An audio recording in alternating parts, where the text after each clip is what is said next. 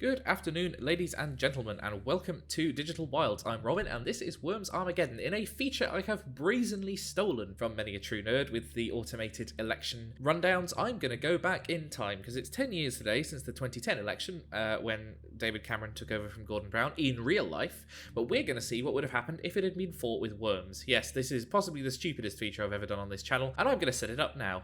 So, in the red corner, we have the incumbent government of the Labour Party, led by Prime Minister Gordon Brown. We have the Chancellor of the Exchequer, Alistair Darling, Home Secretary Alan Johnson, Peter Mandelson, the Business Secretary, obviously the Dark Lord behind the New Labour project, Harriet Harman, Yvette Cooper, Andy Burnham, the Health Secretary, and Ed Balls, the Education Secretary. We've given them the 007 voice and the chance of getting some Scottish lines to resemble Gordon. Excellent. And we've got the Scottish fanfare for the same reason. For their flag, I've gone for Canada because it's the red one with some vegetation on it, which is as close as I can get to the red rose. In the blue corner, we have the opposition Conservative Party, led by David Cameron. They're a great reformer, but has he reformed the party enough to get it into government? They've got their leader, David Cameron, Shadow Chancellor George Osborne, Shadow Foreign Secretary William Hague, Shadow Home Secretary Chris Grayling, Eric Pickles, Michael Gove, Theresa May, and Liam Fox. They've been given the stiff upper lip voice, Scramble, scramble! And the royal banquet theme. And their flag will be the United Kingdom because they love to wave it oh so much. And in the yellow corner of this weird triangular wrestling ring, we have the Liberal Democrats, led by Nick Clegg, with Vince Cable, Danny Alexander, David Laws, Chris Yoon, and Ed Davey at this point in time. They only get a team of 6 because they were slightly smaller at this point in history, so they won't be fielding a full team of worms. They get the wacky voice because at this point they were history's weirdos and nobody really knew much about them. That was easy! He won't be saying that for long. And for their fanfare, they've got the mystery sound for the same reason. As for their flag, they've got the EU, because of course they do. And last but not least, we have the British People, the only player-controlled team, except I'm not going to be doing anything with them. On this team, we have the people who were live issues at the time of the election. We've got students, what's going to happen with their tuition fees. We've got pensioners, are they going to keep the benefits they had under the new Labour government? The unemployed, we had the Great Recession in 2008, 2009, are they going to get their jobs back? We've got Gillian Duffy, what's going to happen with her? Nobody's heard of this Rochdale pensioner at the start of this battle. And we've got Scotland, Wales and Northern Ireland, what's going to happen with devolution settlements? And Broken Britain, David Cameron's favourite phrase of people who are clearly, bludgeon the dole and trying to cause trouble in their estates as far as he saw it. With them in hand, we're going to add them to the battle. Everyone gets a full team except for the Lib Dems, and let's start the game and see what happens. Now, we've spawned in the woods because the country is not yet out of the woods of the Great Financial Crisis, and as you'll see, we've got ourselves a nice little array here. So the students there go first, the British people up. Let's see what Gordon Brown has to say for himself. Who's he going to turn his fire on first? Oh, he's going over to say hi to Harriet Harman, and yep, he's going for William Hague and Michael Gove, two of the big players in the Conservative government there, taking an early hit from the Prime Minister. His great clunking fist comes swinging towards them with a grenade in it. But it's David Cameron, the leader of the opposition, who's up next. Let's see what he does. Oh, he's going for Northern Ireland. It seems the Conservatives stood candidates in Northern Ireland for the first time in 2010, got a bit of a bloody nose from Sylvia Herman in North Down, so clearly it didn't work well. Let's see what Nick Clegg has to say for himself. Nick Clegg in command of 62 MPs at the start of this election campaign. Is he going to expand his numbers? Is he going to get into a coalition with the Tories or Labour? Let's find out. Well, he started out with a severe attack on the Conservatives, possibly hoping to reassure Labour switchers there. Hits William Hague with the bazooka for a special slam. As for all of the options with the British people, the pensioners are going to skip their go. So yes, reinforcements have arrived in the form of Scottish Chancellor Alistair Darling. What kind of financial pressures is he going to throw at the opposition this time? He's up against Ed Davey in Scotland there, but hopefully he wouldn't betray his own people, so it looks like he's moving into position for something a little bit different. And yep, there we go. He's going to plant the dynamite right under Ed Davey's toes, the MP for Kingston and Surbiton there. Being completely launched into the sea. Ed Davey is down. The Liberal Democrats not having a good start to this election campaign. Alistair Darling himself is very close to the sea, so he's also vulnerable from George Osborne, the Shadow Chancellor, who might be after his job. Yeah, and I think he is. He's sneaking over to Theresa May, and he's going to take... Oh no, he's taking a shot at Peter Mandelson, and a backfiring attack there from George Osborne takes out both himself and Theresa May in the ocean. Managed to get Alistair Darling in the process, but it's quite a severe blow to the Conservatives, who find themselves on the bottom, even behind the Lib Dems now. Never tangle with Peter Mandelson, he will win. So Vince Cable is in a very secure position there, right in the middle of the map. He's going to try and shotgun his way through to Chris Grayling, the Tory Shadow Home Secretary. Oh, and next up, it's the turn of the unemployed, right on the edge, as they are economically as well as physically. Like all of the British people, they are going to skip their go too. And with the British people on top, we head into the next round. So it looks like next up is Alan Johnson, the Home Secretary under Gordon Brown, who is going to be dealing out some justice to his enemies. Unfortunately, the nearest in the way are the students, and they might not be doing so well out of a Labour administration. Remember, it was the coalition that raised their tuition fees, but the Labour government commissioned the report that recommended it. So a little minor blow to the students from Labour there for 5 damage. And next up we got William Hague, who's right next to Nick Clegg. Will there be some blue on yellow fighting? We will see. Both representing Yorkshire constituencies, of course, but yeah, it looks like that Yorkshire loyalty has won out for the moment. Oh, no, he's laid the mine next to Nick Clegg, and Nick Clegg takes his first blow of the election. A big hit down to 60 HP. Danny Alexander gets the next go, the guy in charge of the Lib Dem election manifesto, and he's going to be... Oh, I thought he was gunning for Ed Balls there, but actually, no, he's just shooting over Ed's head and cutting away through to the rest of the map. It looks like he's trying to get it broken Britain. Maybe he wants to fix some of the endemic social problems in the country in 2010. No, he really was just gunning for Ed Balls, who is at least reunited with his wife, Yvette Cooper. So next up, Gillian Duffy. Well, she is in proximity to 2 senior Brownites, but not the man himself, so for now, she is safe. She's just going to skip her go. I must say, while we wait for Gillian to skip her go, the British people are coming out way ahead here. I don't think they've taken any loss so far, as the Lib Dems and Conservatives and Labour have all taken serious blows. Labour coming out on top of the 3 established political parties at this point. They are obviously the most experienced, been in government for 13 years, so we'll see if they can steady the ship enough to get through this campaign unscathed. It's Peter Mandelson up next, the Lord of Darkness, and he's got the Scots to focus on down there, but he's also got a decent shot at Liam Fox up top, so we'll see what he decides to do. Yep, looks like he is going for the Scots. Well, you might regret that in a few years, but for now... Looks like they can... Oh, no, he's taking a shotgun to Dr. Liam Fox, who is himself a Scot, of course. If he can knock him down off that ledge, he can do some serious fall damage. But no, just a light tap there. Liam Fox manages to cling on to the top of the level. And it's Chris Grayling up next, the Shadow Home Secretary. Clearly he's going to try and focus on sorting out Broken Britain, albeit maybe not in the player sense. Yeah, he takes a nifty bazooka shot to Chris Huhne there, the Lib Dems Shadow Home Secretary, who... for once in his life, doesn't travel very far or very fast. And David Law's up next from the Lib Dems. You don't hear much about him anymore. He resigned fairly on in the coalition government and has sort of not really been heard from since. I think he wrote a book about the coalition, but throws a grenade towards the unemployed, but just a light scratch towards them there. The Scots are up next, and they are guarded next to Peter Mandelson, but they're just going to have to ignore him for now and hope that he doesn't work any of his dark arts on them. So we're back over to Labour, and it looks like they are taking... Oh, a good bazooka shot there towards William Hague and Michael Gove from Harriet Harman, the... Mother of the House, very experienced in the ways of parliamentary manoeuvring. She knows how to strike a hit against these upstart Tories. And it's Eric Pickles next, who is the chair of the Conservative Party. And yeah, a good bazooka shot against Nick Clegg there, taking out both Labour and the Lib Dems in one fell swoop. They really don't want that coalition. And despite Cleggmania, yeah, Nick Clegg is the first Liberal Democrat to lose his life in this match. So it looks like leadership would pass to, I guess, Vince Cable, the Lib Dem Shadow Chancellor. It's Chris Huhne up next. He obviously wanted Nick Clegg's job, and in some tellings of the story, won it. He has blasted Andy Burnham away, the health secretary there, wiped out before his political career could be wiped out by his 2 failed leadership challenges. And it's the Welsh up next, and once again, they are quite vulnerable to David Cameron, sat right next to them, but they are just going to have to take that and skip their go. David Cameron wants to take some Welsh seats. He's looking at seats particularly in North Wales that eventually will go in 2019, but can he get them earlier in this universe? We'll find out. The Conservatives have overhauled the Labour Party in the position they've held in the polls since 2008. They are on top. But will that last? We will have to see next turn. It's Yvette Cooper's turn. The Chief Secretary of the Treasury is moving on up next to Ed Balls, and oh, she's going for Gillian Duffy. Oh, it wasn't Ed this time. It wasn't Gordon this time. No, it looks like the Rochdale pensioner has been taken out by Yvette Cooper. Will this be less of a big story because she's a smaller name? Will it change the course of the election? We will find out, but looks like one member of the public at least has not come out of this election intact. Michael Gove, the Shadow Education Secretary, calling in an airstrike against the unemployed. The unemployed have been bombed by Michael Gove. Fortunately, it's only them that take the hit that time. They take a hit of 31, so they are now down to some seriously low health and in a precarious position on the edge.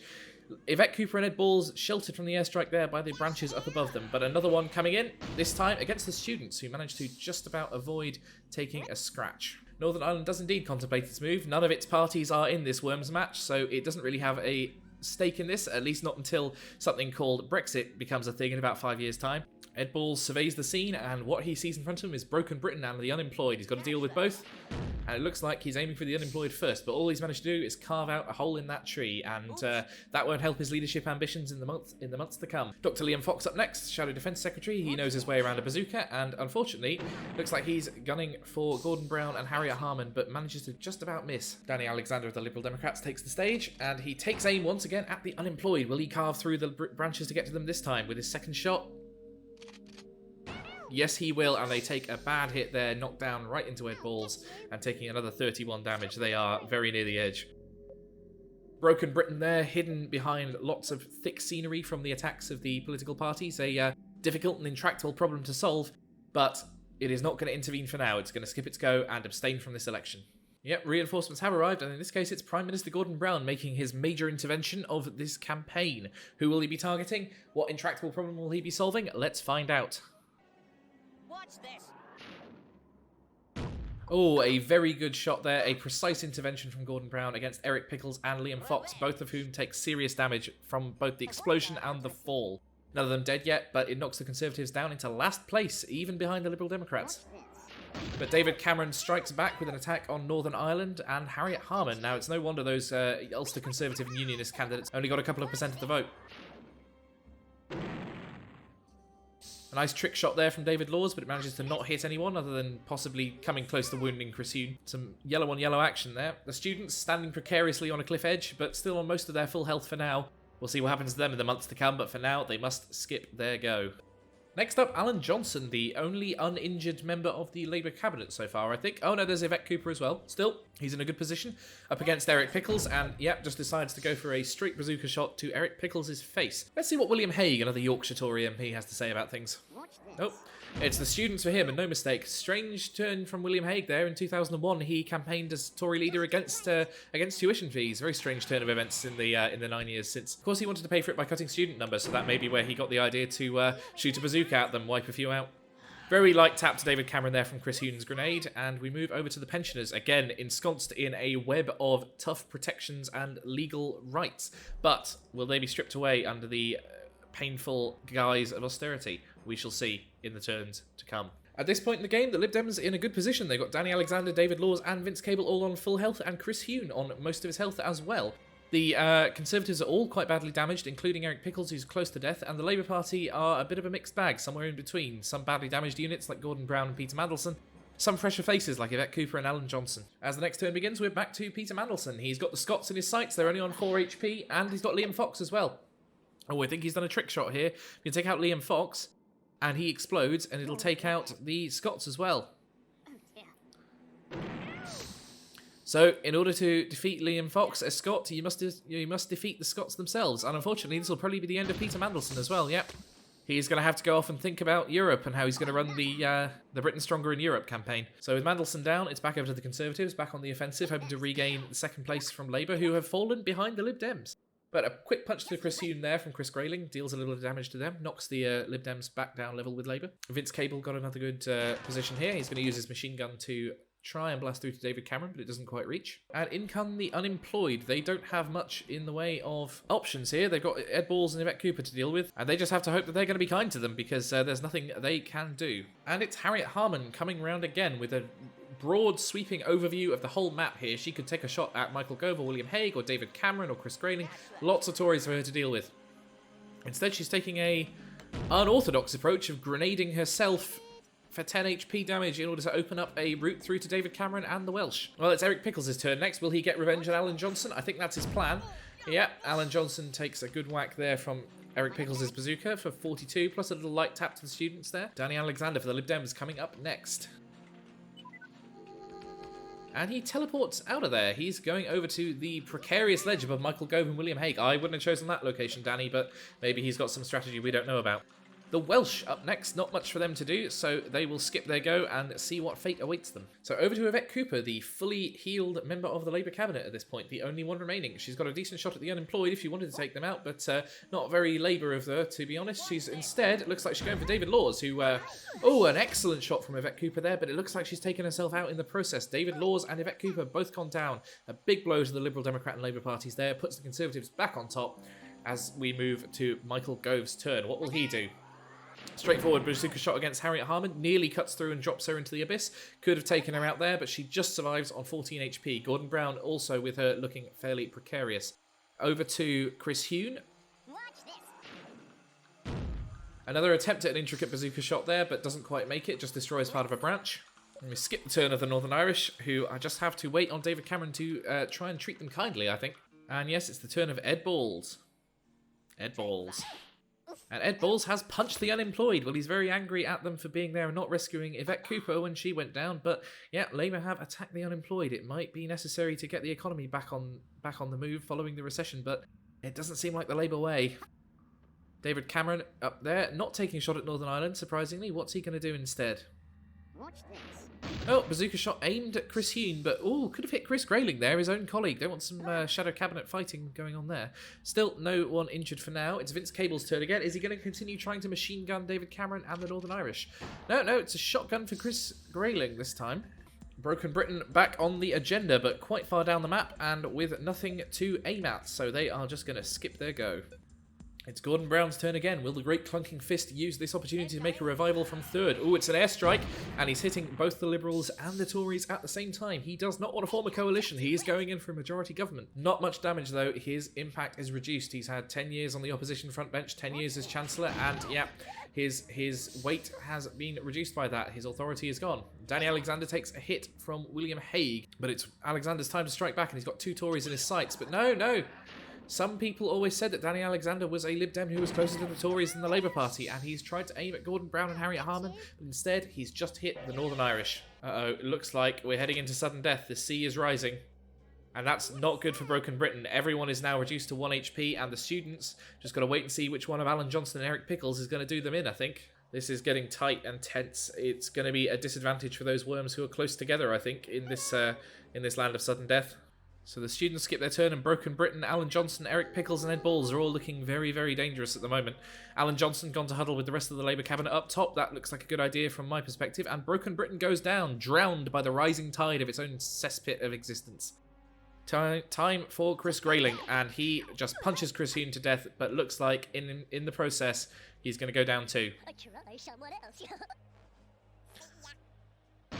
So Chris Hune, before his scandal hit, takes down another of his future coalition cabinet colleagues. That's Chris Grayling and Chris Hune gone. 2 Chris's both taken out at the same time. Vince Cable takes it to the Northern Irish and the Welsh, both of them taken down, but they kill him in the process. So that is the Lib Dems down to just 1 worm now. And some serious holes being made in what's left of the map as well. Ed Balls and Eric Pickles looking in a serious state from the rising tide as well. Yep, and they both go down, so that's a serious blow to Labour and the Conservatives there. Only 2 members of the British people left. The pensioners still trapped in their little bubble. Nobody's hit them, but they are quite low down on the map as well. And it looks like the early enthusiasm for the Liberal Democrats has faded away. There's no more Clegg, no more Vince Cable, no more Chris Hune. It's Danny Alexander wedged between the Tories and Labour, same as it ever was. So another bit of rising tide for the students, not to their advantage. And we go back over to Harriet Harman. Will the last woman left on the pitch, I believe, be able to change the tide of the battle? Well, that's Danny Alexander down and into the water, so the Liberal Democrats have been knocked out of this race. This is, as they say, a 2-horse race between Labour and the Conservatives. Will it be Michael Gove and William Hague who win? Will David Cameron survive? Both of the party leaders are note still in this. We've got the Prime Minister and the Leader of the Opposition. Either one of them could get it. And unfortunately, Michael Gove's got a very good shot at Gordon Brown and Harriet Harman. Yep. It looks like the Labour Party have been wiped out. Gordon Brown drowns, Alan Johnson explodes, and Harriet Harman goes as well. Oh dear. But with them, so goes Michael Gove and William Hague. Looks like that's it. So with no one left between David Cameron and the pensioners, it looks like the Conservatives have won this, and the pensioners cannot now win. So they are going to surrender. It looks like we have resolved this election, and just like in real life, David Cameron scrapes over the line with 1 health remaining. This time with a majority. So perhaps if he had abandoned parliamentary democracy and gone for democracy by worms, things could have turned out very different for him. Attack!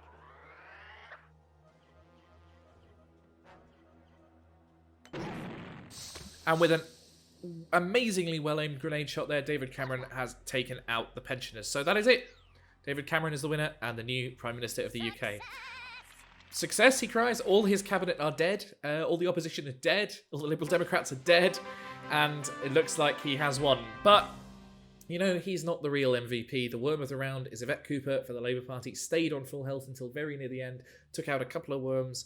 And George Osborne, amazingly, yeah, well, they called austerity a damaging policy, and he dealt 418 damage with just one shot.